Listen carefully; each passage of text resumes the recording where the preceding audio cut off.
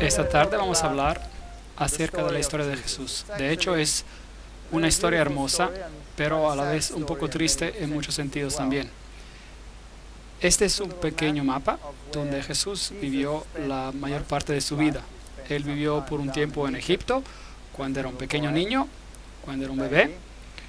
Y la mayoría de las historias acerca de Jesús se desenvuelven alrededor de estas áreas aquí, de ciudades como Corazín, Capernaum, Canaán, Betesda, todas estas, Nazaret. Esta es el área donde muchas de sus enseñanzas acontecieron.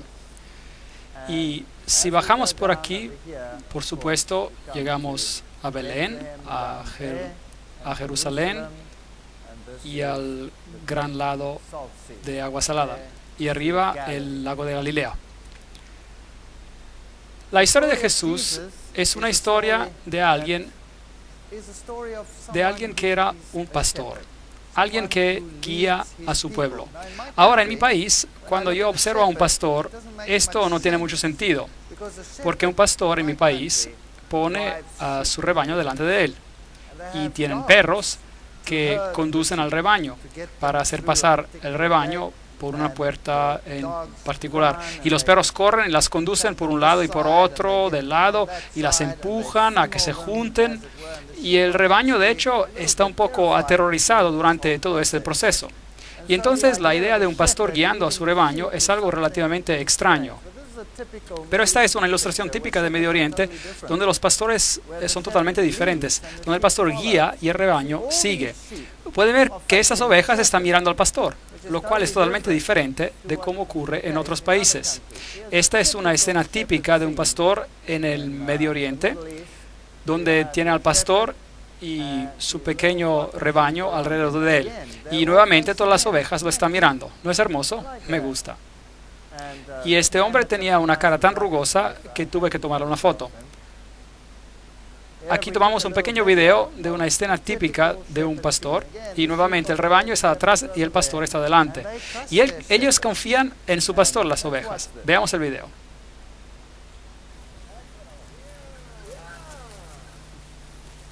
Él camina, el rebaño camina. No lo dejan apartarse de su lado. Están muy ligadas a su pastor. Y es un cuadro muy bonito. Jesús mismo se define como un pastor. Él nos guía y nosotros lo seguimos. La historia de Jesús es la historia más maravillosa que ha ocurrido en el universo. Y en todo lugar, desafortunadamente, donde quiera que vaya, en el Medio Oriente, tienen hecho un lugar santo de todos estos lugares. Y las personas creen que hay algo de santidad en ir a estos lugares santos. Es bonito estar allí, es bonito verlos, pero no hay santidad en el lugar.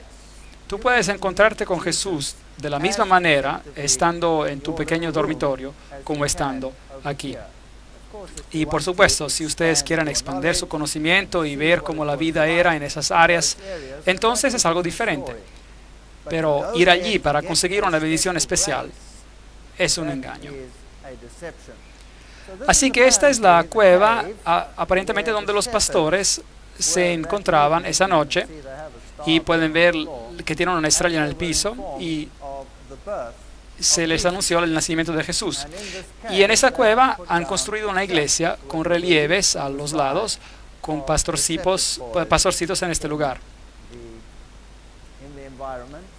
Cuando el ángel vino a decirles que Jesús había nacido en Belén, probablemente se encontraban en un campo como este. Así que la temporada del año cuando esto ocurrió no pudo haber sido el 25 de diciembre, que de hecho es la fecha de cumpleaños para todas las deidades paganas como Osiris y Zeus, Júpiter y todos los otros. Como los pastores estaban afuera en el campo, eso significa que tuvo que ocurrir en un clima templado y no en medio del invierno, lo cual sería el caso con el 25 de diciembre. Este aquí es el campo de Ruth. Es una historia bonita, la historia de Ruth, la moabita, la cual es otra historia en la Biblia que nos dice que Dios no rechaza a naciones, aunque Moab era una nación apóstata. Alguien de Moab aceptó a Jesús como su salvador personal. No lo conocían como tal porque él todavía no había nacido, pero ellos creyeron que el Dios de los israelitas era un Dios verdadero y que podía ser su Dios también. Esta es la ciudad de Belén, donde Jesús nació, y algunos de los lugares hermosos. ¿Quién ha estado allí? Ah, muy bien. Hay hermosos lugares. Allí observar las personas es algo magnífico. Es como ser transportado al pasado en los tiempos de la Edad Media, en cierto sentido. Y este hombre de edad me dejó muy impresionado. Se ven muchas de esas caras arrugadas por allí. Y cuando uno camina por estas calles es realmente fascinante. Estuve allí unas cuantas veces. Es bastante peligroso estar en esas áreas. De hecho, una vez fuimos apedreados, pero logramos sobrevivir. En otras ocasiones fuimos los únicos que podíamos viajar de un lado al otro entre Israel y Líbano. Experiencias fascinantes. Los israelitas vienen a construir una barrera, simplemente la levantan. Y todos los que están de este lado se quedan a este lado, y todos los del otro lado se quedan al otro lado. Ocurre que pusieron la barrera en medio de la propiedad de este hombre, y este era nuestro guía turístico, así que él era el único guía que tenía autorización para estar en ambos lados. Fue una experiencia muy interesante, así que éramos los únicos que podían pasar por ambos lados. Todos los demás tenían que quedarse a un lado. Creo que fue providencia divina. Yo creo que el Señor nos ayudó. Y era genial, porque podíamos ir a lugares donde nadie podía ir, porque todo estaba bloqueado. Tuvimos el lugar todo para nosotros. He estado en Belén y otros lugares donde uno no se puede ni mover por todos los turistas. Hay cientos de turistas en estas iglesias y uno se queda parado entre los bancos por mucho tiempo. Nosotros tuvimos la iglesia sola para nosotros, completamente vacía, y pudimos ir a todos esos lugares. Fue maravilloso. Y los guías turísticos estaban desesperados por dinero. Así que nos escabullaban en lugares que normalmente no se iría. Eso fue genial. Así que algo bueno puede salir de algo malo. Escenas típicas de los mercados. Esta es una carnicería. Si usted quisiera comprar su carne, aquí se cuelga.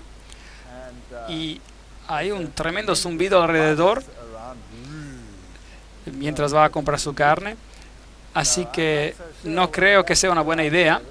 Este hombre aquí trató de venderme un pollo e insistía para que yo comprara su pollo. Así que seguía insistiendo y estaba vivo el pollo y el Señor no me dejaba ir. Y yo le dije que yo no estaba interesando, pero no me dejaba ir.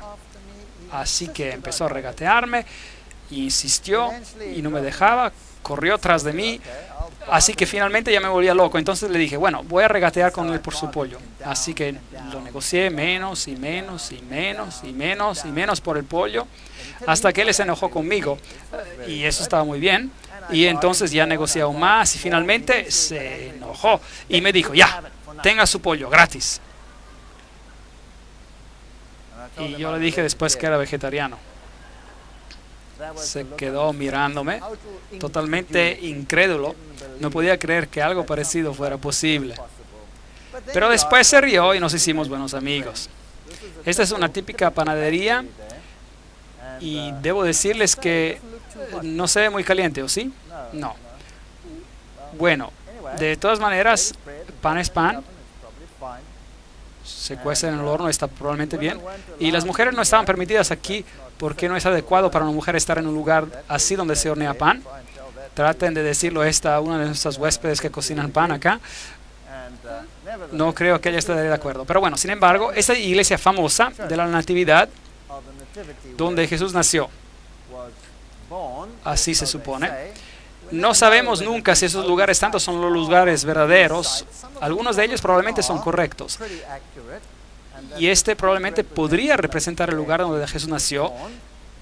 Y estos, por supuesto, estos lugares fueron escogidos temprano en la historia.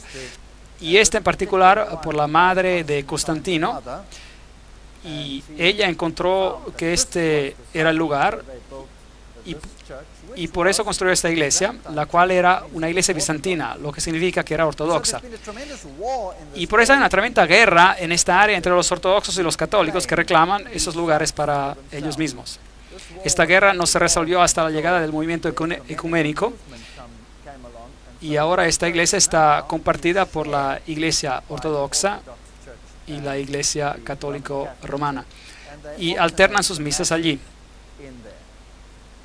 Ahora, cuando usted entra en este lugar, tiene que entrar por una pequeña puerta muy baja y tiene que agacharse, y eso es para mostrar una señal de respeto y humildad, y por eso usted tiene que casi gatear a través de ella.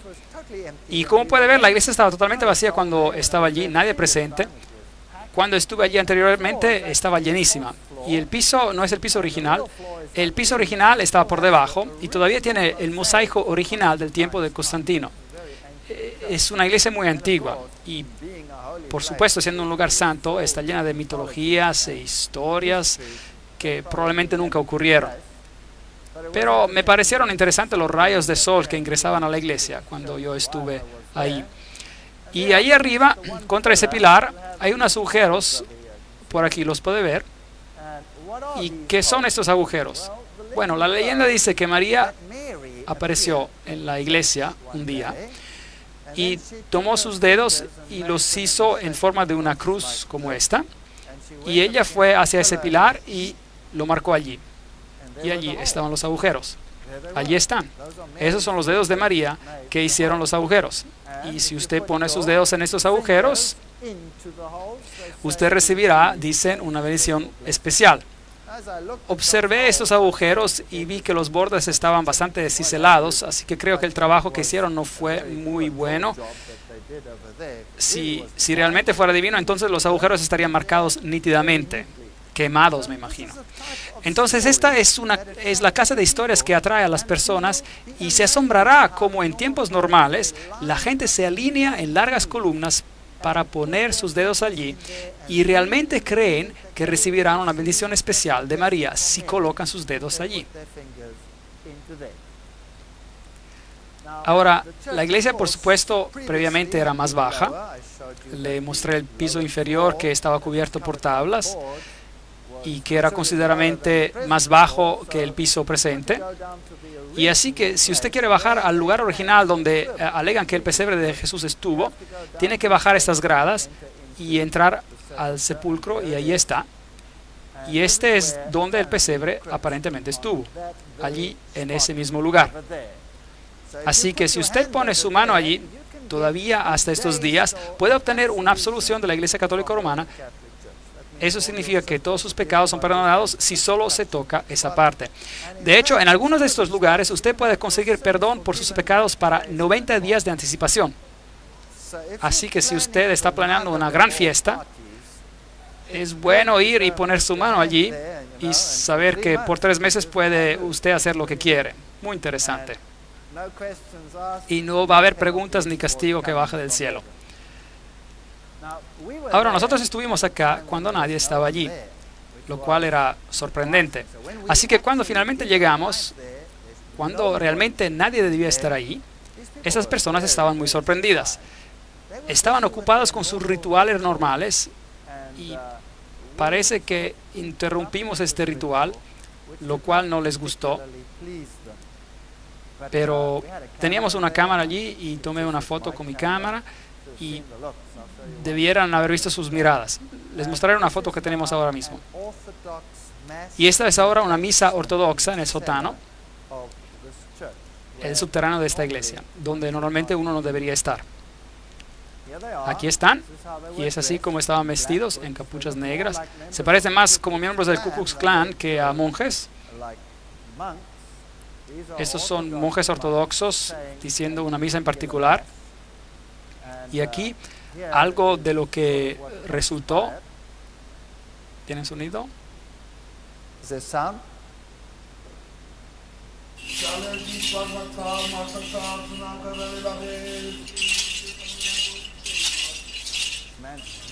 El hombre está muy enfadado con nosotros por haberlo fotografiado.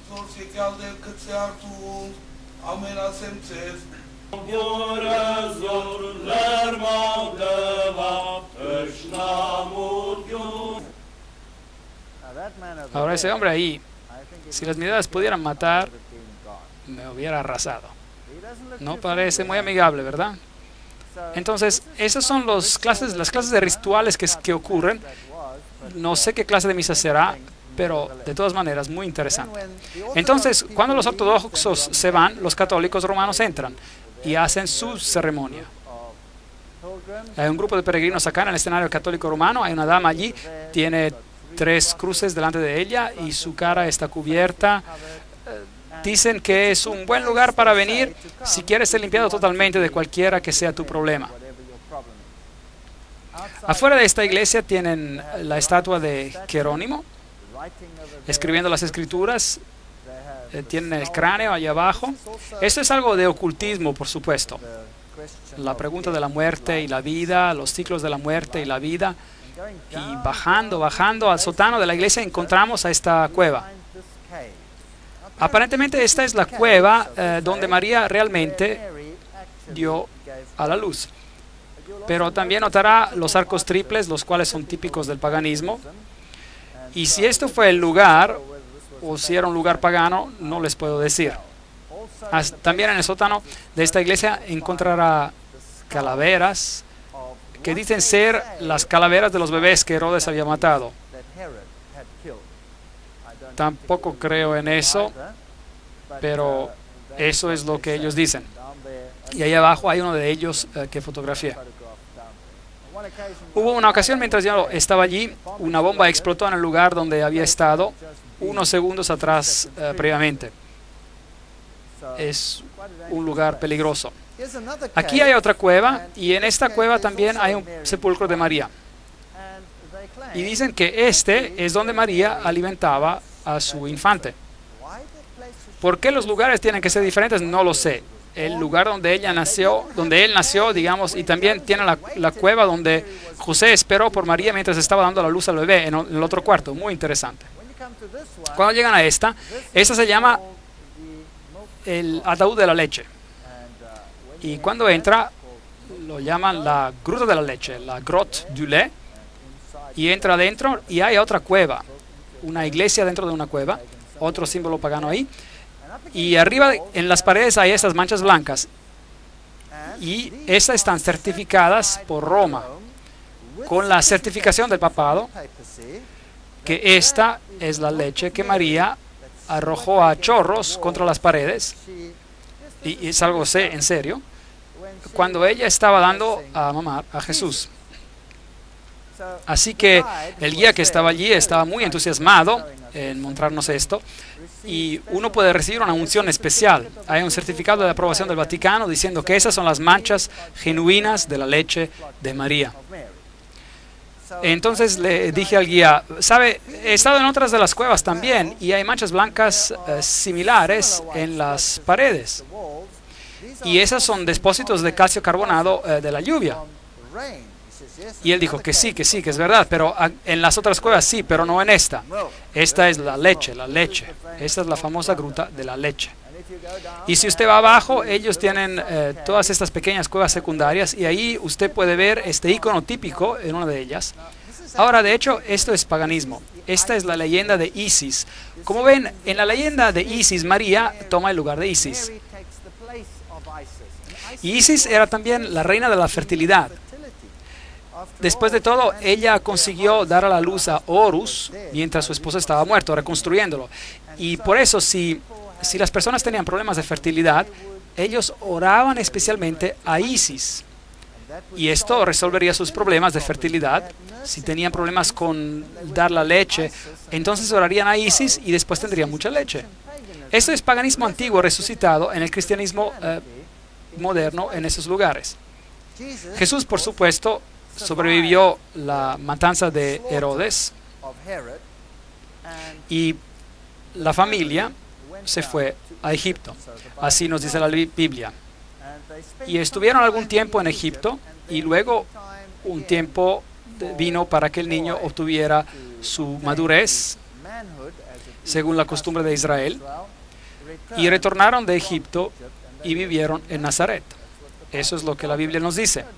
Ahora, si usted va a Egipto, este es el mismo lugar donde aparentemente la familia santa vino. Y ellos tienen estos iconos ahí.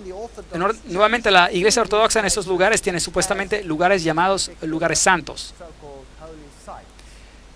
Y esta es la historia de José y su familia llegando a Egipto. Y una de las iglesias más famosas de aquí es el Patriarcado Cóptico Ortodoxo, la iglesia del Monasterio de la Virgen María de Adavia en Egipto. Es una iglesia muy, muy famosa. Y pocos años atrás, olvidé exactamente cuántos años, pero en la parte final de los 90, por ahí, María apareció. Hubo apariciones de María en este lugar. Y el mundo musulmán se enloqueció. Por supuesto, no pudo ser María, porque no es bíblico, pero no obstante, las apariciones tomaron lugar aquí en este patriarcado. Y aquí pueden ver algunos de los iconos en la iglesia, algunos de los símbolos. Y justo era domingo de las palmas cuando está así que el patriarca aquí estaba llevando cosas hechas de hoja de palma. Aquí también hay la historia en esta iglesia de la huida de la familia santa a Egipto, de cómo se mudaron, de dónde estaban hasta Egipto. Y ellos tienen la historia de cómo vinieron con el río Nilo y se quedaron en este lugar específico. Y es fascinante que esta iglesia también tiene el libro de los milagros. En cierto modo, copiando lo que pasó, este libro muy pesado vino flotando por el Nilo un día. Y siendo este un lugar santo, las personas aquí realmente anhelan con fervor recibir estas bendiciones. Este es el libro que vino flotando en el Nilo y estaba abierto en una página en particular, muy interesante. Y es este, aquí lo ven, enfoque más cerca. Ok, hay una pequeña placa de lo que pasó y en qué página estaba abierto. Ahora ese es un libro encuadrado como tal, pero no se hundió, sino que flotó. Así como se dice, ¿no? Como la hacha, digamos, que flotó en la Biblia. Y dice la Biblia flotante: un viernes 12 de marzo de 1967, después de una mañana de liturgia, las personas notaron un objeto flotando en el agua cerca de las gradas donde la familia santa había embarcado. Algunos miembros de la iglesia vinieron y encontraron que era una Biblia flotando en el agua y abierta en Isaías 19:25. Bendito sea mi pueblo de Egipto. A pesar de la inundación del agua y la pesadez del libro, todavía estaba en flote. Y esto fue considerado un milagro por las personas, una señal de Dios como una bendición especial hacia ellos. Ahora, ese es un texto fascinante que ellos citan ahí, Isaías 19:25. Claro que no solo dice esto, el texto. Es un texto que habla de los tiempos finales. Y dice: bendito es. Habrá una bendición en Egipto y en Asiria y en Jerusalén, significando que el mensaje de Dios para las personas alcanzará también a las naciones paganas y muchos aceptarán la justicia de Cristo. En cierto modo, una bonita profecía acerca del cumplimiento de los últimos tiempos. Pero ellos solo tomaron esta pequeña frase y la resaltaron, haciéndola ver como si ellos fueran el pueblo escogido. Lo cual también hace el Corán, diciendo que los ismaelitas son los herederos verdaderos y no Jacob. Este es el lugar donde la Biblia vino flotando por el río. Ahora, mientras estemos en Egipto, quiero mostrarles un lugar que me pareció muy fascinante. Se llama la ciudad de escombros. Es el lugar más horrendo que he visto en toda mi vida. Mientras usted viaja por las calles de Cairo, ahora Cairo tiene acerca de unos 50 millones de personas viviendo en Cairo y sus alrededores. Es la ciudad más caótica en la faz de la tierra. No hay nada parecido. Es el Armagedón en espera. Pero pueden imaginarse los escombros, la suciedad y la basura que produce esa ciudad. Ahora, en una ciudad normal, ¿qué se hace con la basura?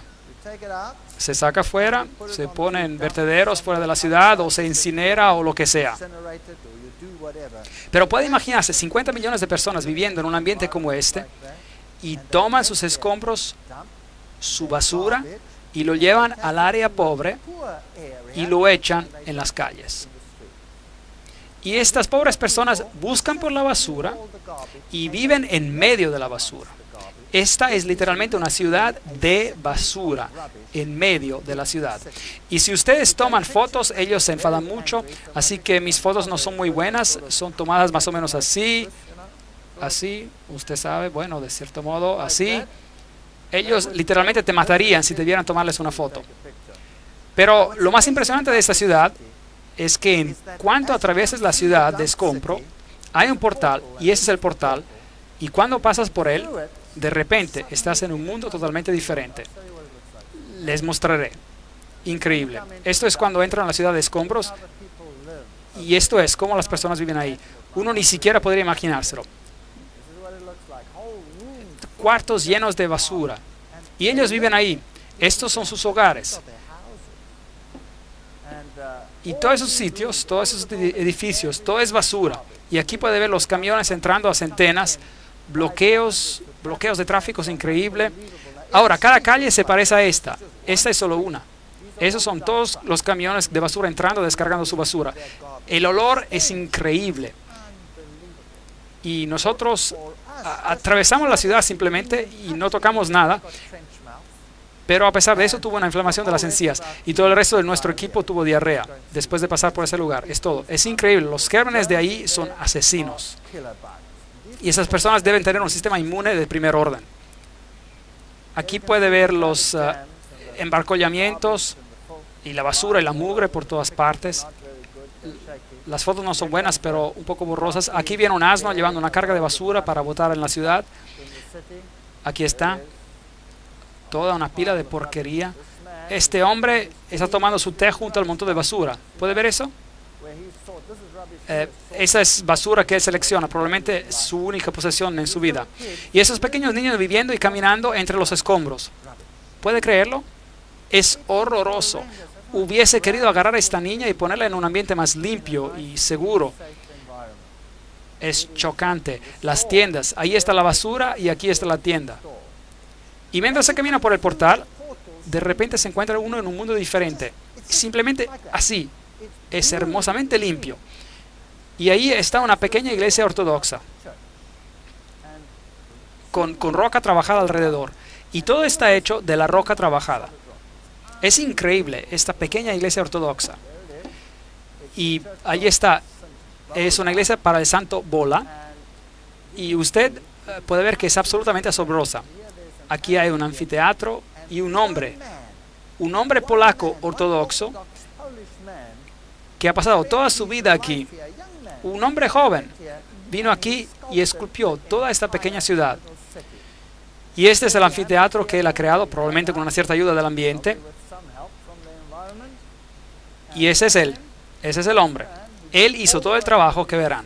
Increíble. Las paredes enteras de esta ciudad son rocas cinceladas con la historia de Jesús.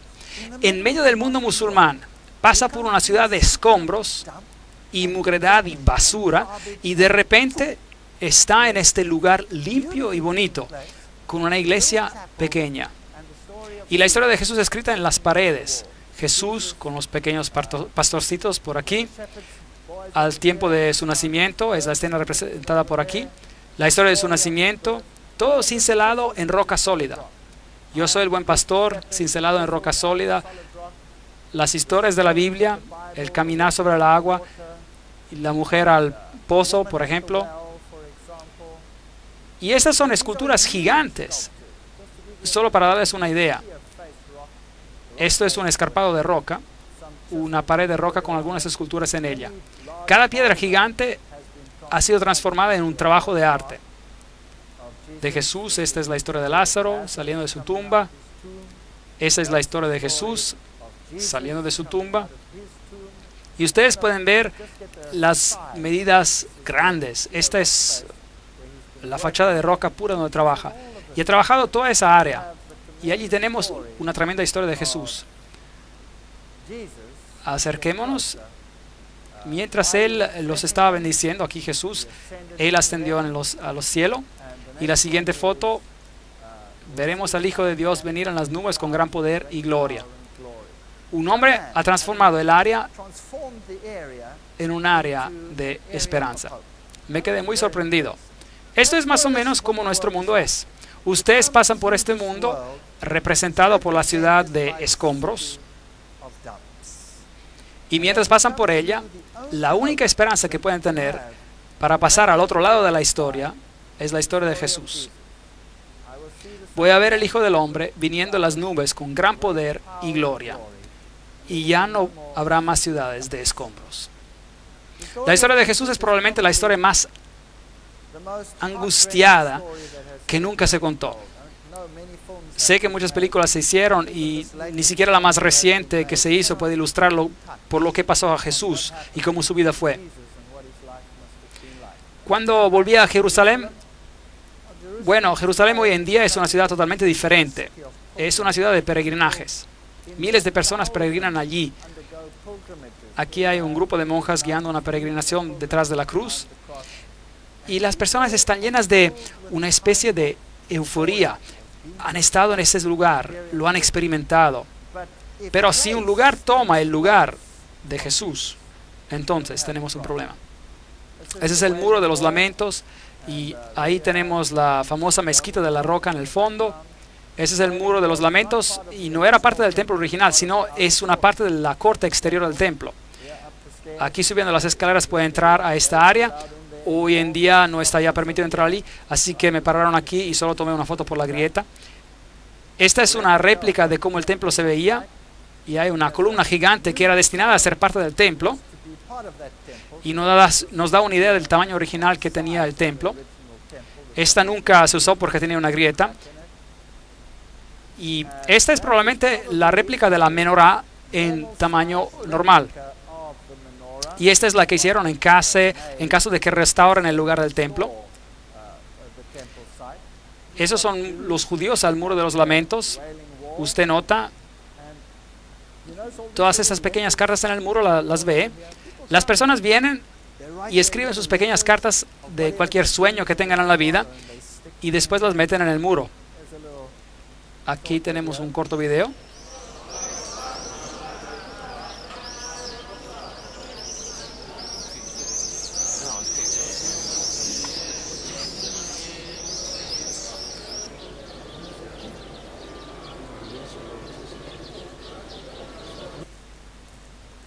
Saben, cuando vi a todos estos ortodoxos judíos muy sinceros frente al muro, mostrando reverencia al muro, me pregunté a mí mismo si solo supieran de la roca de su salvación, si solo pudieran entender que no hay salvación en un muro de ladrillos, que la única salvación está en el que representa. Las personas hoy en día tienden a hacer de lugares sitios santos. Y no es triste. Y después pasan al lado de la persona que esos lugares representan. Debajo del muro hay un túnel. Y se llama el pasaje secreto. Y cuando pasa por este, llega a la parte de atrás de este lugar.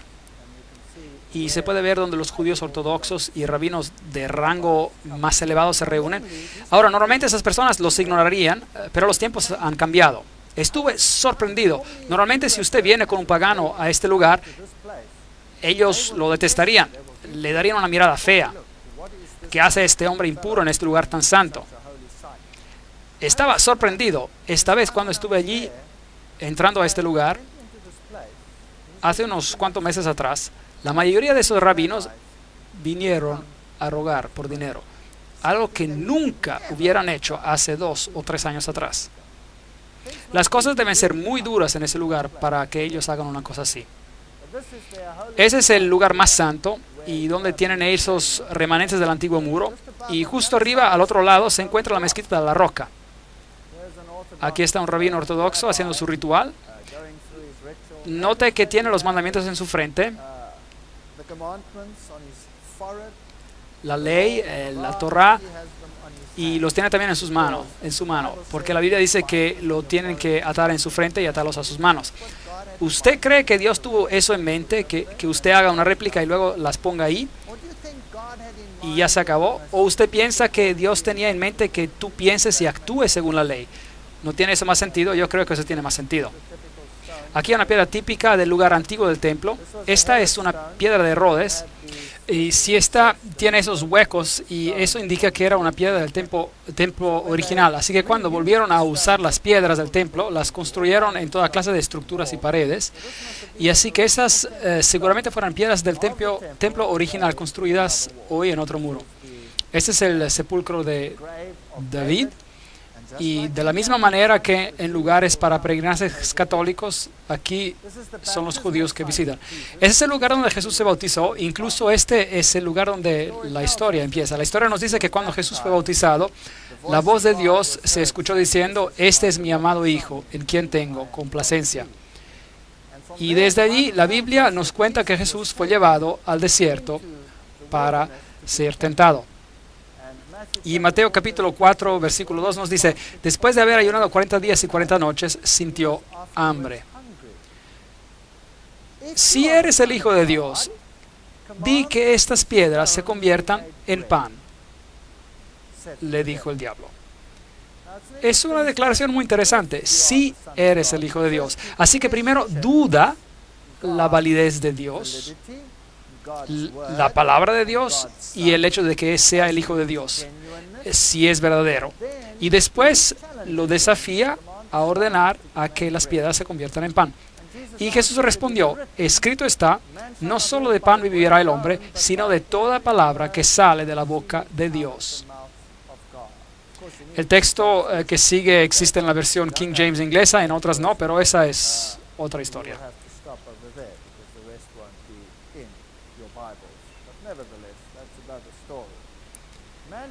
No solo de pan vivirá el hombre, sino de toda palabra que sale de la boca de Dios.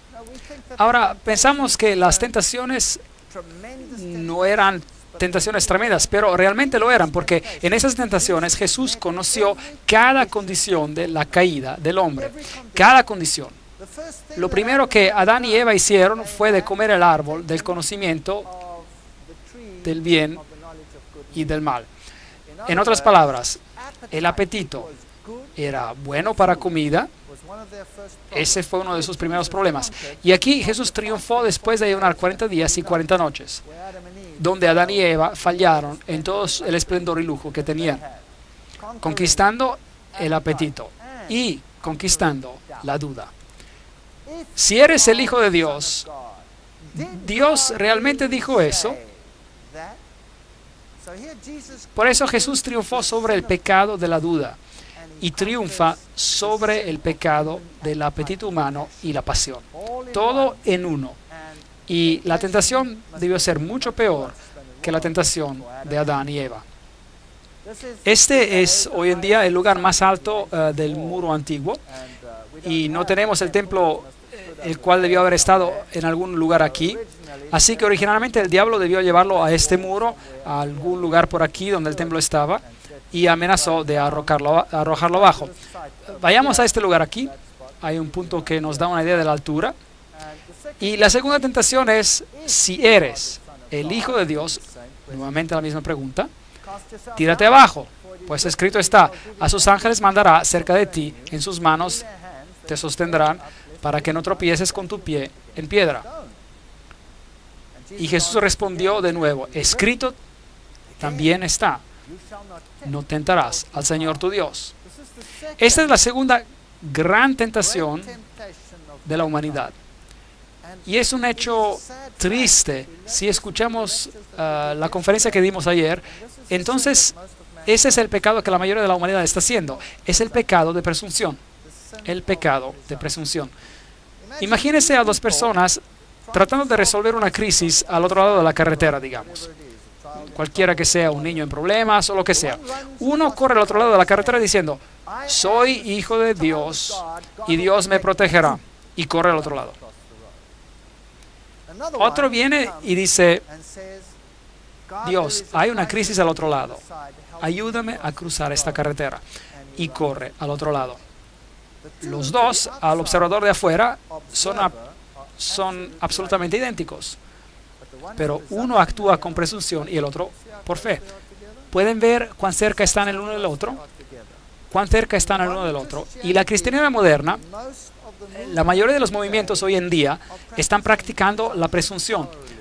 la religión basada sobre la fuerza, mientras la fe es algo totalmente diferente. Y Jesús pudo haberse tirado, porque eso es lo que él dice la Biblia. Pero escrito está, no serás atrevido, presumido. La tercera tentación, otra vez lo llevó el diablo a un monte muy alto y le mostró todos los reinos del mundo y la gloria de ellos. Y le dijo, todo eso te daré si prostrado me adoras. Ahora las personas dicen que seguramente Jesús sabía que él era Dios y que él iba a ganar. Y en todo caso, ¿por qué tenía que hacer eso? Pero esta no es solo la pregunta que se estaba haciendo aquí. El diablo lo tenía solo. Y Satanás en toda su gloria dijo, te voy a dar todo, otra vez, sin que tú tengas que morir, si solo por una vez te prostras a mí.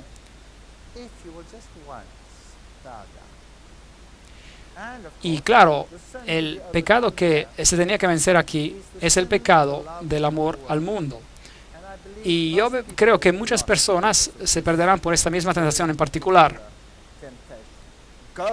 Vete, Satanás, porque escrito está, al Señor tu Dios adorarás y solo a Él servirás. El amor al mundo no nos llevará a ningún lugar. Así que esas tres tentaciones, Jesús básicamente triunfa por parte del hombre sobre las mayores tentaciones que tenemos que enfrentar de una forma u otra. Y por supuesto luego se fue al lago de Galilea. Y en el camino allí hay este pequeño pueblo pintoresco llamado Maalula. Y es el único pueblo pequeño que queda en el mundo entero donde el lenguaje que se habla es arameo. Ahora, ese es el lenguaje que Jesús hablaba. Y es muy bonito ir allí. Es un lugar limpio y placentero. Y es también un lugar ortodoxo, en gran parte ortodoxo y musulmán. Y ellos hablan arameo. Y los niños solo hablan arameo. Son muy estrictos con el idioma. Es agradable escuchar cómo suena. Aquí está uno de los sacerdotes ortodoxos dando un servicio en ese lugar en particular. Y fuimos a preguntarle si él oraría el Padre Nuestro para nosotros en arameo, para que podamos escuchar cómo era el lenguaje de Jesús. Y lo voy a compartir con ustedes. أبوناحتي بشمو يجكتش شماخ يثالي مالكاخ جثكن إيروتشاخ يخ بشمو تشيب على رعا أبيح لحماح أخو اليوماح وفرليحتي يوثح إخ من غفر التمخت عن مينح ولو فاشتخل الناح بشاري بيوثا بيس حصل الناح مشيدا آمين. Así que este fue el Padre Nuestro en arameo. El lago de Galilea, un lugar maravilloso. Ese es supuestamente uno de los sitios, hay más de un sitio, pero ese es uno de los lugares donde la boda de Cana aparentemente aconteció. Y puede ver las tinajas ahí, es así como las tinajas originales se ven. Y como esas eran las tinajas de piedra áspera, donde primero vaciaron el líquido y luego lo guardaron en esas tinajas de barro. Y esa aquí es la ciudad de Jesús. Aquí es donde Jesús llevó a cabo la mayoría de su obra y predicó la mayoría de sus sermones, la ciudad de Capernaum. Y los llevaré ahí en la siguiente sesión. Vamos a la ciudad de Capernaum, la cual es conocida como la ciudad de Jesús. Este aquí es un lugar muy famoso. Y si lo mira, no parece nada. Pero en realidad encima de esto hay un edificio gigante, justo encima. Allí puede ver algunos de los pilares de cemento y el piso de cemento. ¿Y qué es esto? Esta es la casa de Pedro. Esta era la casa de Pedro. Pedro vivió aquí. Y esa era su casa. Y Jesús debió haberse quedado allí muchas veces en esa casa. Si realmente es la casa de Pedro o no, nadie sabe. Pero la Iglesia Católica proclama que esta es la casa de Pedro. Y si quiero ver que está construido encima, ahí está. Una estructura gigante de cemento parado en los pilares encima de la casa de Pedro. Y dice ahí, Blato o Beato Petro Apóstolo, y este es el lugar donde Pedro vivió. Y Pedro, por supuesto, significa pequeña roca, y Roma ha construido su iglesia en este Pedro. Y allí tienen una estatua de Pedro justo afuera con un pez al lado de él. Y esta es la estatua gigante de Pedro. Es enorme. Esta es una historia fascinante, porque Simón era también el nombre de Simón Mago. Y Simón Mago, de acuerdo a Alefas Levi, era el que se convirtió en Petra, el PTR, el Pedro, en el cual, por supuesto, hoy basaríamos todo este sistema. Porque este Simón Mago se convirtió en el hechicero de Nerón. Él era, en otras palabras, el sumo sacerdote, si lo era, de los emperadores romanos. Así que es realmente incierto si están hablando del Pedro, que el Pedro que están honrando acá sea el apóstol. Probablemente sea Simón Mago, el hechicero, el brujo, el ocultista que está siendo honrado. Pero la iglesia construyó este edificio gigante sobre la casa de Pedro. Y a los pies de esta estatua puede ver símbolos de pez y todo eso. Y nos dice que ese es Pedro el apóstol. Y un poquito más allá hay una sinagoga. Entonces aquí hay un edificio gigante hecho de cemento con una estatua gigante de Pedro, y justo cruzando el camino esta sinagoga remanente, probablemente la sinagoga donde Jesús más enseñó. Y hay una pequeña placa oxidada que dice: el primer siglo tardío, la sinagoga blanca, la sinagoga de Jesús. ¿Saben ustedes? Si yo construyera un gran edificio cristiano, no lo construiría donde Jesús pasaba la mayoría de su tiempo, porque construirlo sobre una pequeña casa, que es posiblemente la casa de Pedro, si eso no es, no está seguro.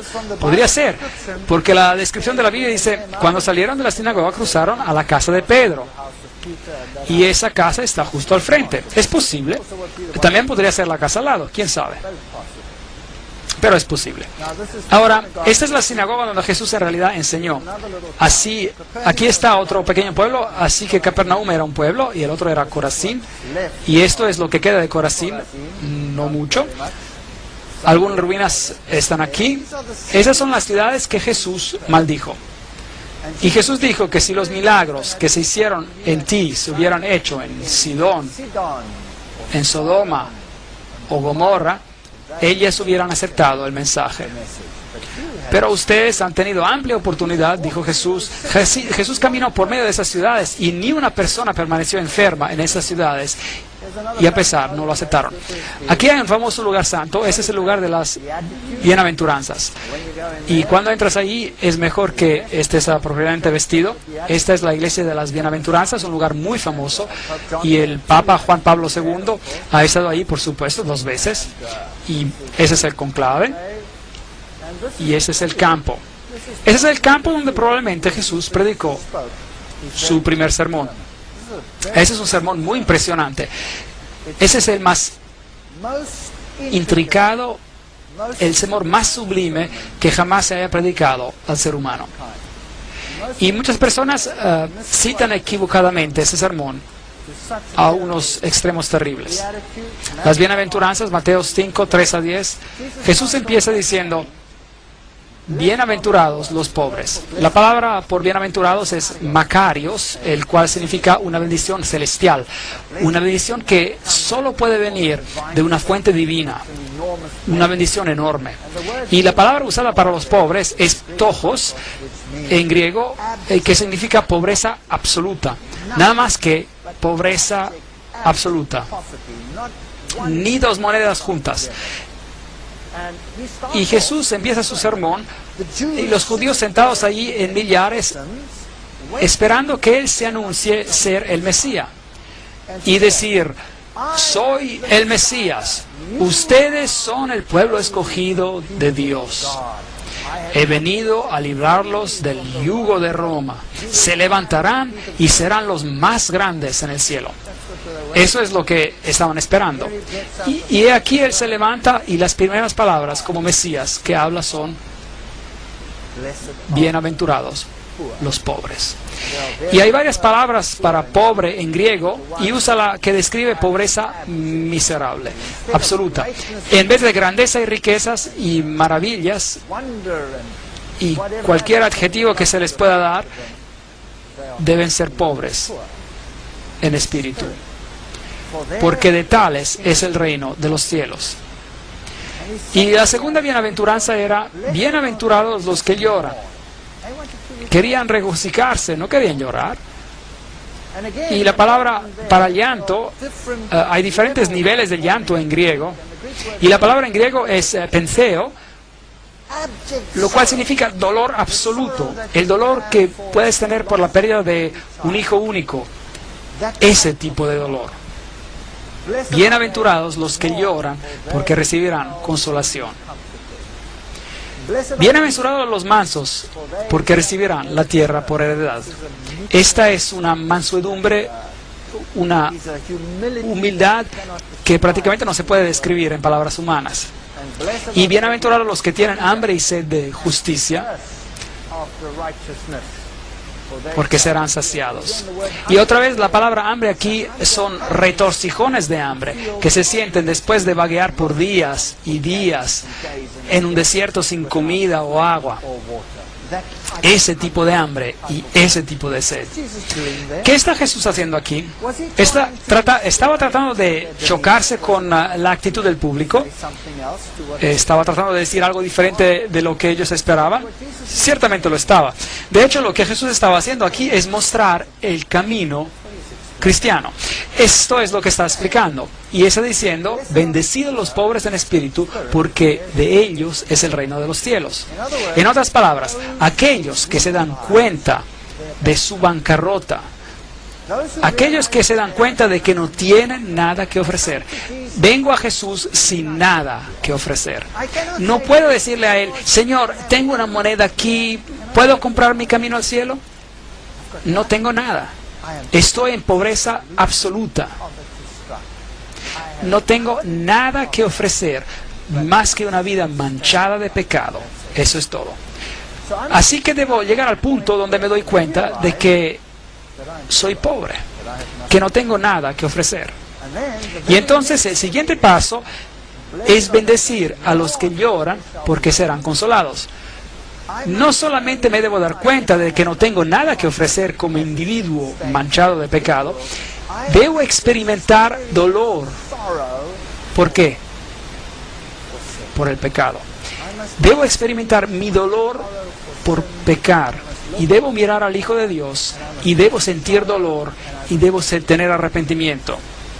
Y debo decir, Señor, perdóname por lo que hice. El arrepentimiento genuino es el siguiente paso en el camino cristiano. Bienaventurados son los mansos. Una vez que te des cuenta de que estás en bancarrota, una vez que te des cuenta de que eres responsable por la muerte del Hijo de Dios, una vez de que hayas experimentado un dolor real, no hay tiempo, más tiempo para quedarte en tu pedestal pensando que eres mejor que los demás. Es hora de bajar y experimentar humildad y saber de que otros y Dios son más grandes que tú. Es un camino muy difícil para el ser humano de viajar. Es lo contrario a cada emoción humana. Bienaventurados los que tienen hambre y sed de justicia, porque serán saciados. El camino de los cristianos no termina con solo darse cuenta de que eres pecador por el dolor de tu pecado y por ser más humilde. Tienes que continuar en un proceso conocido como la santificación, lo cual significa, Señor, cambia mi carácter vil. Pablo dice, debo crucificar el hombre viejo cada día y debo pedir a Dios que me cambie. Y tengo un modelo perfecto que es Jesucristo. Y debo decirle al Señor que me cambie a esa imagen, que verdaderamente pueda reflejarlo a Él. Deseo ser más como tú y menos como yo, porque realmente me encuentro en una condición lamentable. Ese es el camino cristiano. ¿Cuál es el siguiente paso?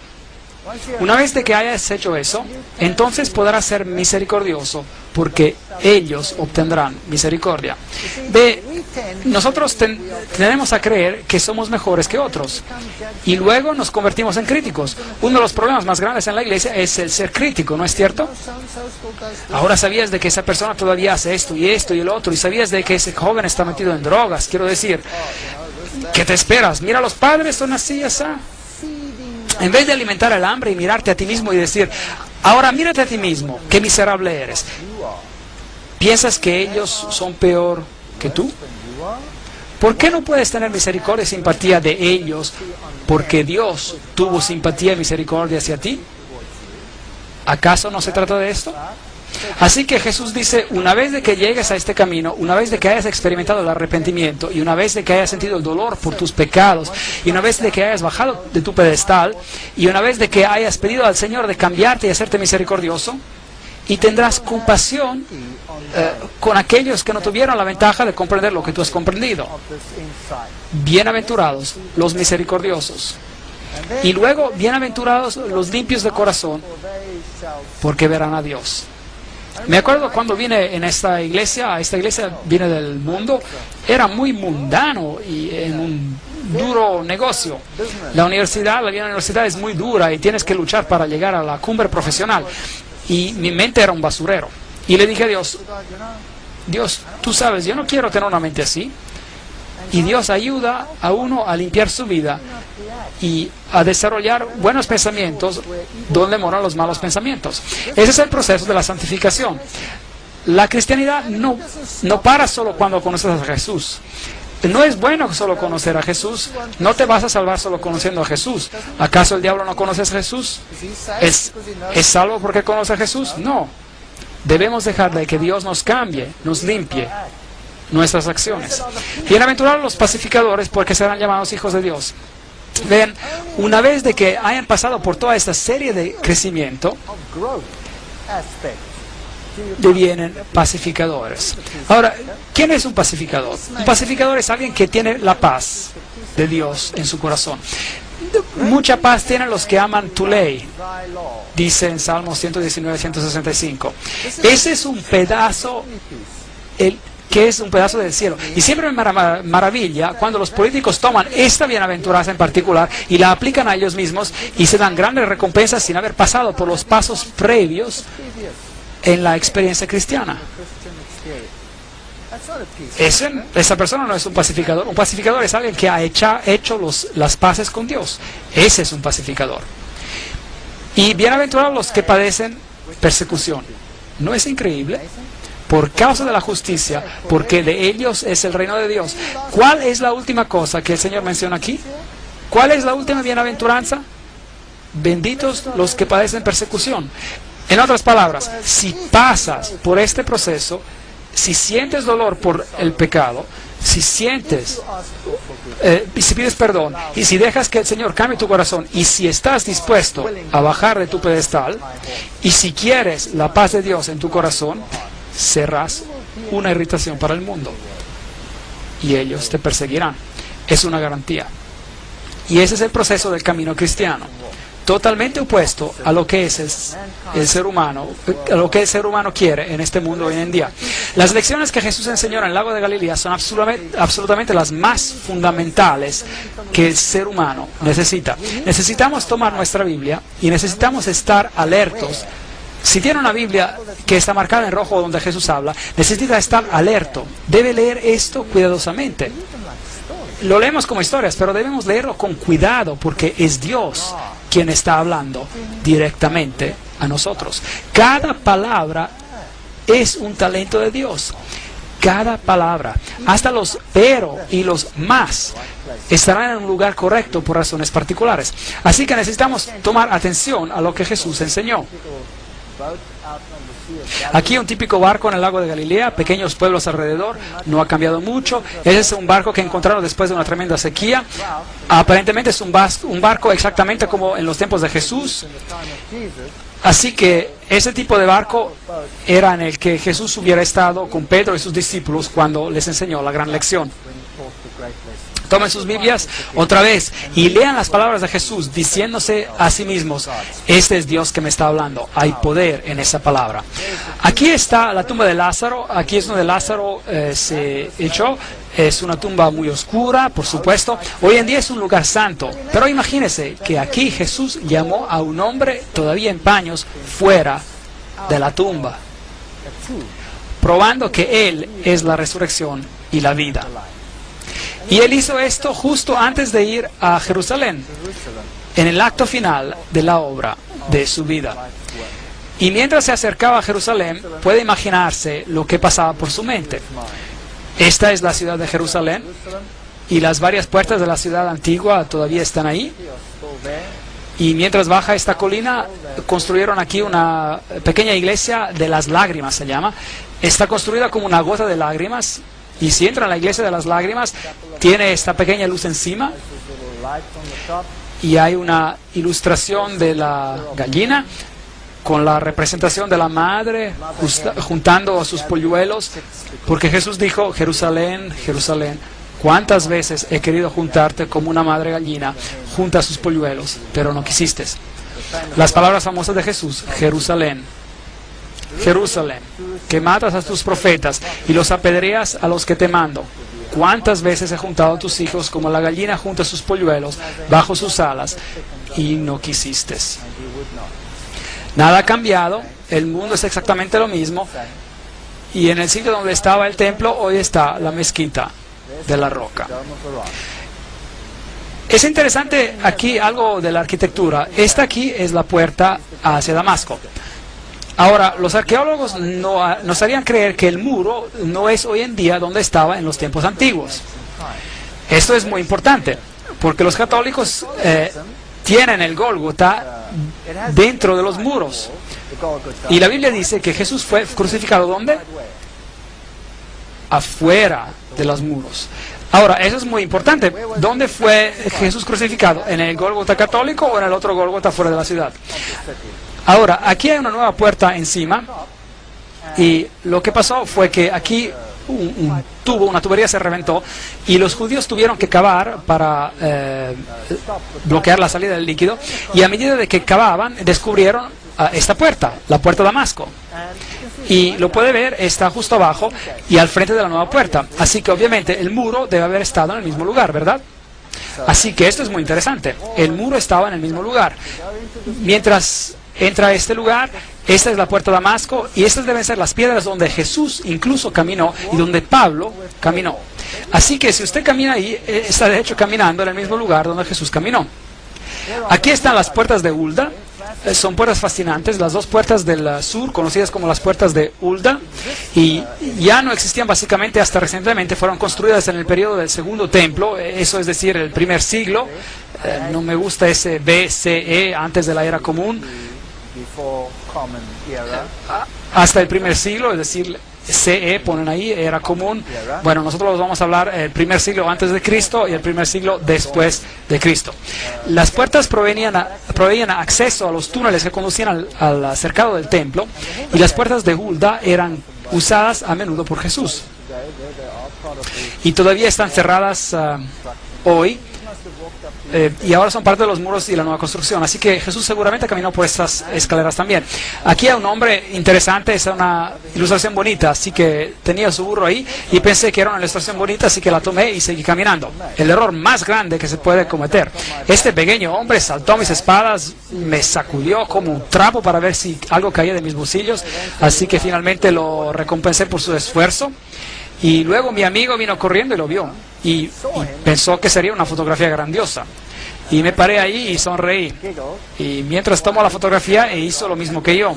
Y la siguiente cosa que ocurrió, este hombre estaba golpeándolo en la espalda y sacudiéndolo como un trapo.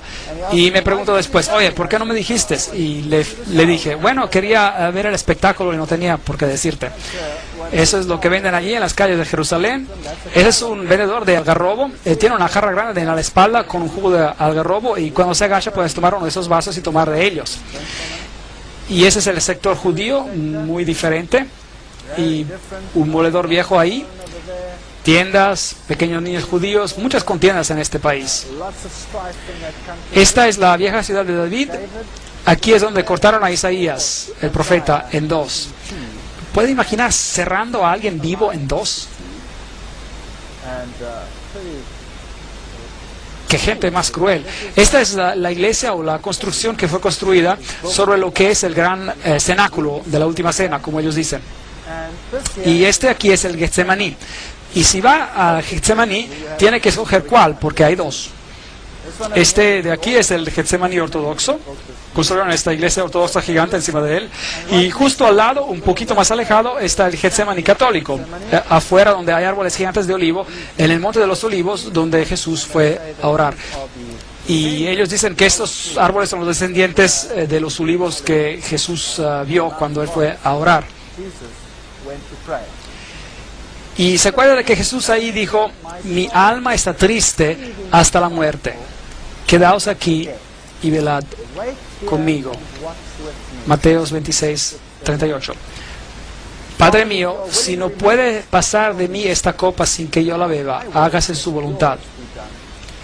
Entonces se le aparece un ángel del cielo para fortalecerlo, y lleno de angustia oraba más intensamente, y era en su sudor como grandes gotas de sangre que caían hasta la tierra. Lucas 22, 43. Hay muchas críticas hoy en día acerca de la película, por ejemplo, la película llamada La Pasión de Cristo. No lo encuentro un nombre muy bonito para mí, pero sin embargo representa el sufrimiento de Jesús como si no fuera bíblico. De hecho, probablemente lo que hicieron ver no fue suficiente. El sufrimiento que representaron fue en realidad mucho más. No he visto la película, pero he leído suficientemente acerca de ella, y les puedo decir que Jesús sufrió tremendamente, y la historia bíblica está muy, digamos, dispersa, y tenemos que tomarla pedazo por pedazo, y tenemos que componerla junta, digamos, y tenemos que leer la historia también a nivel histórico para probablemente ver lo que le pasó a él. ¿Qué le pasó a Jesús en el jardín? Fue que él tenía tanta ansiedad que sus vasos capilares de su piel reventaron. Ahora, esto es una condición médica que ocurre algunas veces hoy en día, y es muy, muy rara vez que alguien sobreviva a esta condición. El estrés y el trauma son tan grandes cuando los vasos capilares revientan por ansiedad que esas personas mueren. Así que lo que debió haber pasado aquí es exactamente la misma cosa, y Jesús pudo haber muerto aquí. Pero un ángel apareció del cielo y lo fortaleció para lo que estaba por acontecer. La Biblia nos dice que esa noche los discípulos lo abandonaron y huyeron. Marcos 14, 15. Cada uno lo abandonó. Este es el Getsemaní católico. Y aquí hay nuevamente la roca famosa donde dicen que él oró y donde las gotas de sangre se derramaron. Ahora, debe recordar que el paganismo está loco por las rocas. Tienen lugares famosos, cuevas famosas, rocas famosas. Las rocas formaban una parte muy importante en el paganismo. Pero otra vez, en las historias de la Biblia, los patriarcas también hicieron altares de rocas, pero no adoraban a las rocas, ellos adoraban a Dios.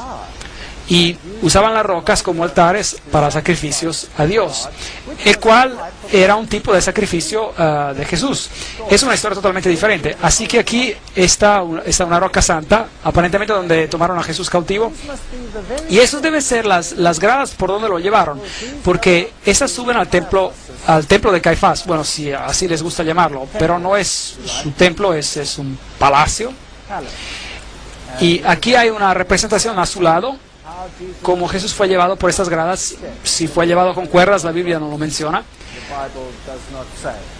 Hoy esta iglesia romana católica ha sido construida en ese lugar, y probablemente este es un lugar arqueológicamente correcto, y aquí estaba el asiento del sumo sacerdote, y ese año era Caifás. Ahora, aquí hay una confusión en la Biblia, porque cuando lo trajeron a Jesús, lo llevaron a Anás.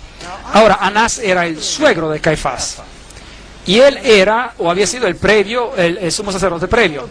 Y como la nómina de los sumos sacerdotes se quedaba en la familia, el sumo sacerdote del previo año, el más viejo, era todavía honrado como el sumo sacerdote, aunque él no estaba ya como sumo sacerdote. Así que por eso la Biblia es muchas veces criticada por sus descripciones, pero su descripción está correcta.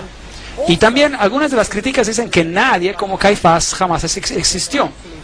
Bueno, finalmente encontraron su mismo sarcófago con el nombre de Caifás, el sumo sacerdote. Así que esto es histórico también. Entonces, si miramos a los juicios de Jesús, la Biblia de hecho menciona 7 juicios de Jesús, lo cual es fascinante porque el número 7 es el número de Dios. Y uno no se puede dar cuenta casualmente al leer los evangelios. Tiene que leer los 4 evangelios y tiene que asociar los acontecimientos en los evangelios muy cuidadosamente, porque no todos los juicios de Jesús se mencionan en todos los evangelios.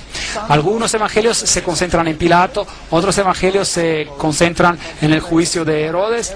Jesús fue primero llevado a Anás, y allí tuvieron un juicio delante de Anás. Y fue allí donde el siervo de Anás golpeó a Jesús en el rostro, porque Caifás le preguntó acerca de lo que estaba haciendo, o lo interrogó, digamos, acerca de lo que estaba haciendo. Y Jesús dijo: no hice nada en secreto.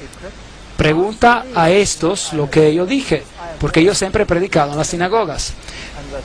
Y el siervo de Anás lo golpeó en la cara, y entonces ese fue el primer juicio de Jesús. Luego lo llevaron con Anás al sumo sacerdote de ese año, el cual era Caifás. Así que Anás y Caifás debieron haber tenido otro juicio con Jesús. De allí fueron al juicio de la noche. Así que tuvieron un juicio de noche. Y la Biblia nos dice que Jesús fue bajado a un hoyo. Proféticamente en el libro de Salmos se menciona. Y luego tuvieron un juicio en la mañana, porque de acuerdo con su ley era ilegal tener un juicio de noche y tenían que tenerlo cuando el sol levantaba. Así que hubo un juicio con Anás, un juicio con Caifás y Anás, y hubo un juicio de noche con parte del Sanedrín, y juntaron después todo el Sanedrín y tuvieron un juicio en la mañana y encontraron a Jesús culpable y luego lo llevaron a Pilato. Y Pilato lo examinó, pero Pilato no quiso decidir por él mismo. Así que lo mandó a Herodes. Y Herodes tuvo un juicio y tampoco quiso hacerlo él solo. Así que lo mandaron de vuelta a Pilato. Y hubo un juicio final cuando Jesús fue puesto en las manos de los judíos para crucificarlo. 7 juicios en total. Así que ese es el primer lugar donde Jesús estuvo. Hoy, por supuesto, es un lugar famoso donde Pedro nuevamente se honra. Y María, la ilustración de una diosa, de hecho. Un camino a la capilla del pesebre, la capilla del bendito sacramento, el patio, las santas gradas, el hoyo sagrado. Allá abajo era donde los prisioneros se encarcelaban cuando había un juicio de noche. Y aquí están los huecos de las rocas. Entonces normalmente lo que pasaba es que sus brazos estaban puestos aquí y las manos pasaban por aquí encima y la otra por aquí y luego lo ataban por aquí. Y allí colgaba con su frente mirando al frente. Así, ahora, si los judíos encontraban a alguien culpable, tenían el derecho de poner un castigo. Pero el castigo capital, digamos, la pena capital, estaba bajo la ley romana y no se les permitía condenar a alguien a muerte. Tenían que conseguir permiso de los romanos y entonces había una ley romana. Pero sí se les permitía dar castigos. Si encontraban a alguien culpable, podían darle 13 latigazos a un lado y 13 latigazos al frente. Entonces encontraron a Jesús culpable y la Biblia no lo reporta, pero es posible que le hayan dado 26 latigazos de frente. Es posible, aunque la Biblia no lo menciona. Y aquí hay un hoyo donde bajarían a una persona y los bajaban desnudos. Y aquí están unas cruces bizantinas que en las paredes de aquí, mostrando que los primeros cristianos reconocieron a esto como un lugar. Y se bajaría la persona en este hoyo y en otras palabras te bajarían y luego estarías en este calabozo en la oscuridad total. Y Salmos nos dice que me bajaron en el hoyo y así que esto debió ser lo que pasó a Jesús mientras esperaba ahí a través de la noche por el juicio de la mañana para ser convocado. Hoy puede entrar al hoyo por aquí y puede observarlo. Entonces de ahí después hubo el juicio de la mañana y después él fue llevado a Pilato, donde fue puesto en esta prisión mientras esperaba por el juicio, y así es como se ve aquí abajo. Y luego fue encontrado inocente por Pilato. Pilato no quiso sentenciarlo a muerte, así que lo envió a Herodes. Se burlaron de él, le dieron su capa. La Biblia dice que le rasgaron su barba, lo golpearon en la cara, le decían que profetizara quiénes los estaban golpeando. Y él fue muy muy maltratado en esa ocasión. Ese es el piso donde Pilato finalmente lo sentenció. Aquí se pueden ver los juegos romanos en el suelo, y aquí es donde Pilato dijo las famosas palabras: Ecce homo, miren al hombre. Y él estaba allí con una corona de espinas en su cabeza y había sido golpeado. De hecho, Pilato, la Biblia dice en su primer juicio que con Pilato lo habían golpeado para ganar la simpatía de los judíos. Esa es una cosa muy cobarde de hacer. Ahora, los látigos romanos consistían en 40 látigos menos uno. Entonces lo ataron a un pilar y luego lo golpearon con 40 látigos menos uno. Y el látigo que usaron tenía un número de cuerdas y tenía pedazos de piedra o de metal al cabo de ellas. Y de hecho, muchas de las personas quienes eran sentenciadas a esos latigazos morían de los latigazos, solo a causa de los látigos, porque los látigos penetraban y abrían la piel, rasgaban la carne abierta. Y la historia nos dice que las personas que fueron golpeadas con esos látigos, a veces sus entrañas les colgaban, solo a causa de los latigazos. Así que ese era un tremendo castigo. Y luego, por supuesto, otra posibilidad es que lo latigaron 2 veces. Porque cuando fue sentenciado culpable al final y sentenciado a ser crucificado, entonces se te latigaba otra vez antes de ser crucificado. La Biblia no nos dice si fue latigado en 2 ocasiones, pero es posible de que haya pasado. Ahora, ellos también reclaman de que Pilatos no existió. Bueno, aquí hay una inscripción actual que fue encontrada, la inscripción de Pontius Pilatus, la cual categóricamente indica que él era el procurador en los tiempos de Tiberio. Así que bíblicamente y arqueológicamente no hay manera de que la historia bíblica sea negada. Así que algunos representan que el latigazo ocurrió de esta manera. Otros lo representan como siendo agachado sobre un pilar horizontal y lo latigaron de esa manera. La Biblia también dice que cuando le pusieron la corona de espinas y cuando pusieron una vara en su mano, que tomaron la vara y lo golpearon sobre la cabeza con ella. Pero el verbo griego usado nos dice que lo golpearon una y otra vez y otra vez. Así que el sufrimiento de Jesús fue enorme. La Biblia incluso representa que lo hirieron y que la herida era una gran herida. Una grande herida de arriba a abajo. Así que Jesús sufrió como ningún otro hombre ha sufrido por alguien o por ningún acto o por cualquier acto criminal en la historia de la humanidad. Y si Dios no hubiera mandado a un ángel para fortalecerlo, no lo hubiera logrado. Y por eso, cuando Él estaba en esa cruz, todavía perdonó a los que ejecutaban la sentencia. ¿Y por qué? La razón por la cual Él murió tan rápidamente, mientras otros que colgaban ahí por más tiempo se les tuvo que quebrar sus piernas.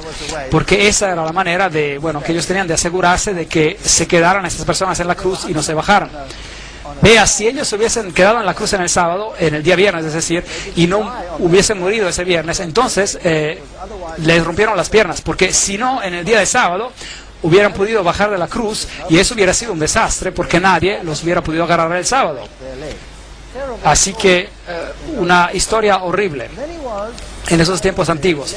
Y luego dice la Biblia, lo llevaron a Golgotá, y ahora esa es la calle famosa, la Vía Dolorosa, donde debió haber pasado. Y de acuerdo con la Biblia, Él fue llevado afuera de la ciudad. Y eso significa que Él debió haber bajado por esta calle y salió afuera de esta puerta que se llama la salida de las ovejas. Y debió haber subido allí. Y eso tendría sentido porque la puerta de las ovejas es donde los sacrificios se llevaban afuera de la ciudad para ser quemados. Si usted tiene la opinión católica, bueno, entonces Él debió haber subido las gradas para entrar al Gólgota. Los llevaré a ambos sitios y les mostraré ambos sitios. Y la Biblia dice que Él llevó su cruz, pero que se cayó bajo ella, y entonces tuvo que ser ayudado, y alguien tuvo que tomar su lugar. Esta es la famosa Vía Dolorosa. Al subir pasamos por aquí, caminando por el túnel que es conocido como el túnel de Ezequías, donde tuvimos una mala experiencia, donde nos apedrearon. Y aquí es el famoso sepulcro católico, o la iglesia famosa, donde reclaman ser el Golgotá. Ahora, afortunadamente para los católicos romanos, todo encaja en una iglesia. El lugar donde la cruz se encontraba, más el lugar donde está el sepulcro. Todo en una iglesia, muy conveniente para los peregrinos. En el lado de aquí tienen una plaqueta, tienen granadas y pomelos. Las granadas y los pomelos exactamente como lo tenían en los templos de Baal, exactamente lo mismo.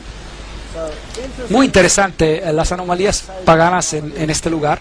Cuando entra a esta Gólgota católica tiene varias urnas colgando con las sales santas.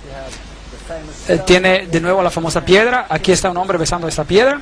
Esta piedra de aquí es donde ellos aparentemente dejaron el cuerpo después de que lo bajaron de la cruz. Y aquí está el famoso sepulcro donde se entra. Esto es donde fue enterrado, o así se supone, y así que ese es un lugar santo. Si entra allí y paga al sacerdote y él te bendice, tienes una absolución de un número de meses. Un lugar muy pequeñito, y la Biblia dice que había una piedra gigante rodada enfrente del lugar. Aquí, este lugar es muy pequeñito, es una iglesia que dicen ser el sepulcro. Así es como se ve. Y uno se da la vuelta y tiene una idea del tamaño. Y si mira las velas ahí, son bien pequeñas. Eso es todo. Es todo lo que uno puede ver y se puede mover alrededor. Y si sube las gradas a la iglesia, entonces se llega a un lugar donde las personas están bien reverentes. Y allí es donde el Gólgota estaba. Y tiene todas estas estatuas de Jesús y María y las mujeres alrededor y mucho oro, plata y brillo. Y hay un lugar justo allá donde se encontraba la cruz. Ahora, hay una Gólgota ortodoxa también, que no está muy lejos de ahí, y uno puede, aparentemente en la misma iglesia, y uno puede poner su dinero o a un lado o al otro, se puede escoger. Y si entra en ese lugar, entonces tendrá una bendición especial. Es algo que una persona no tiene que perder, así que mi amigo y yo nos fuimos ahí a ver qué era.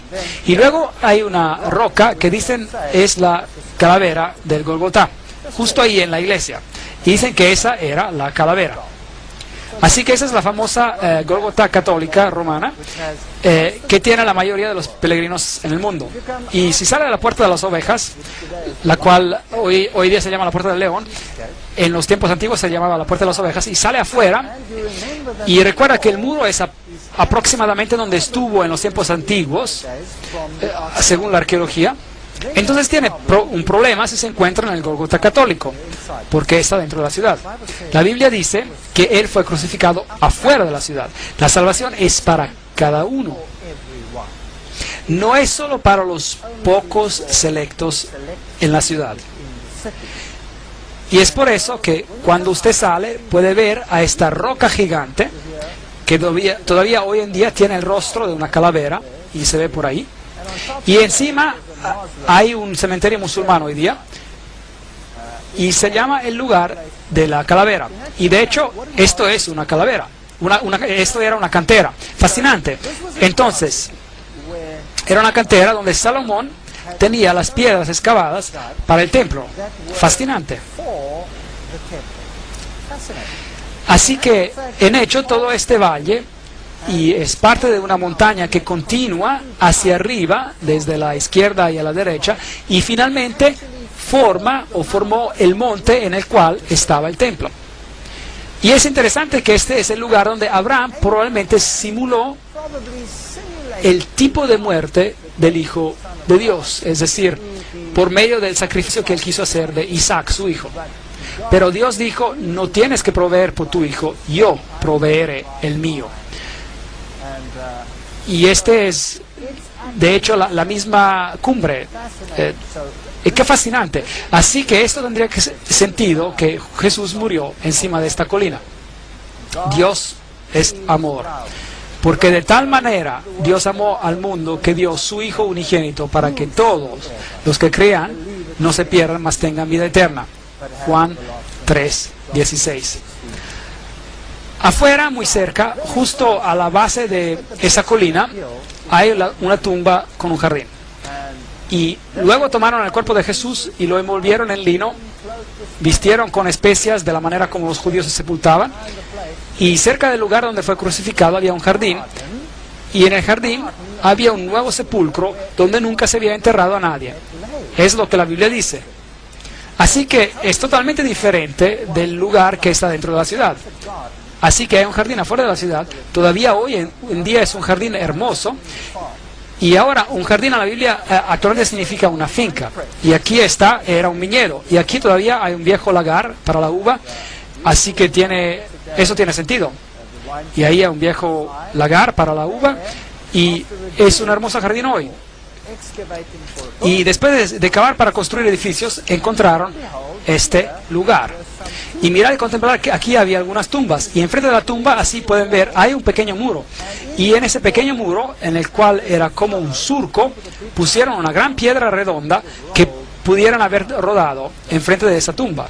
Y si mira hacia abajo, tendrá que mirar adentro de la tumba y mirar al otro lado. Y hay una tumba que ha sido excavada un poco, digamos, parcialmente. Así que todavía no se había terminado. La Biblia dice que la tumba no estaba terminada. Nadie había sido todavía enterrado ahí. Y la Biblia dice también que los discípulos se agacharon para ver qué había adentro. Entonces ellos podrían haber mirado por aquí, pasando ese pilar, y hubieran visto a esa tumba por ahí. Y se habían dado cuenta que estaba vacía. Entonces esto encaja perfectamente con la descripción bíblica. También en ese jardín tienen esa hierba que crece por aquí, de donde hacen una droga para poder anestesiar. Y esa es la que mezclaron con vino y anestesiaban a cualquiera que estaba en la cruz. Pero Jesús rechazó tomarla. Y ese es un pastor metodista que administraba este lugar. Aquí una piedra típica. Esta es la tumba de Herodes, una de las tumbas más intactas de este tipo que existen hoy. La de Jesús probablemente era así. Así que aquí probablemente está el lugar del jardín de la tumba. Hay un pequeño surco y en el frente donde hubiera estado una gran piedra redonda que tuvo que haber sido removida.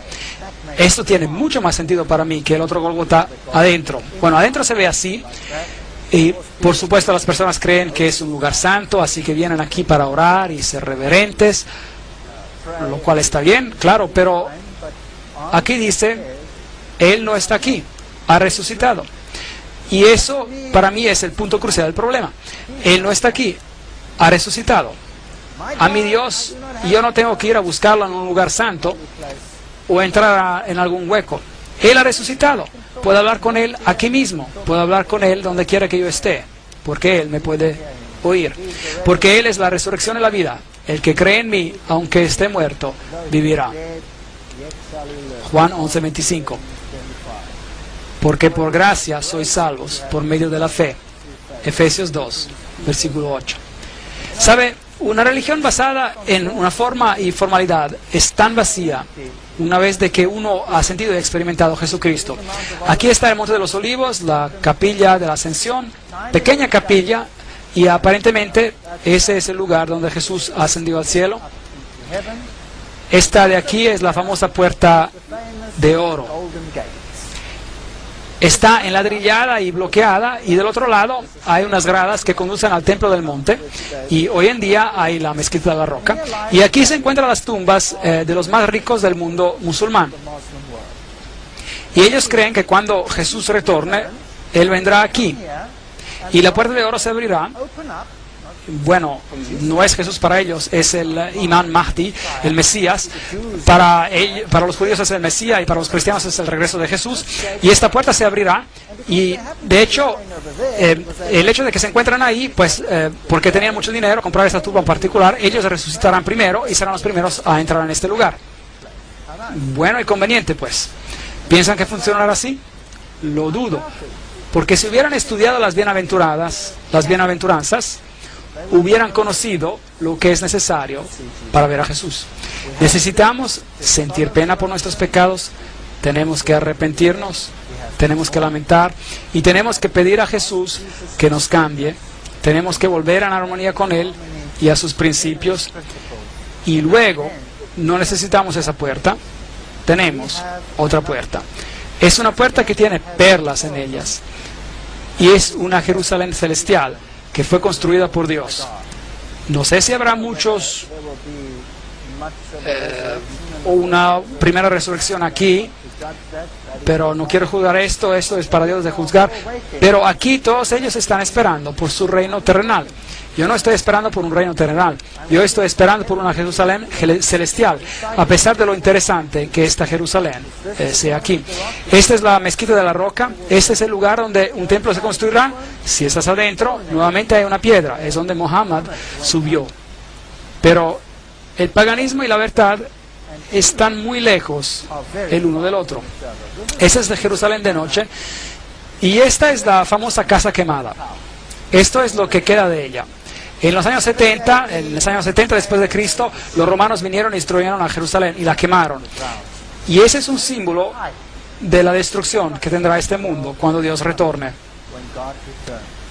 Podemos ser parte de la casa quemada o podemos ser parte del reino de Dios. Esa es nuestra decisión.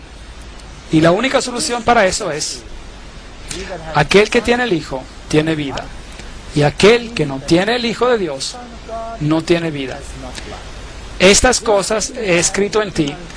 Creed en el nombre del Hijo de Dios y sabrás que tendrás vida eterna. 1 de Juan 5:12-13. Así que esta es nuestra decisión hoy. Podemos entretenernos con todas las cosas de este mundo y podemos hacer los lugares santos más importantes que Dios, o podemos desarrollar una relación. Pero el precio es el yo. Tendremos que renunciar al yo, a nosotros mismos, y a pedir a Dios que nos dé su carácter. Un carácter que pueda entender, sobrellevar y amar a nuestro prójimo, así como nos amamos a nosotros mismos, y hacer Dios supremo en nuestras vidas, porque sin Él no podemos hacer nada. Amén.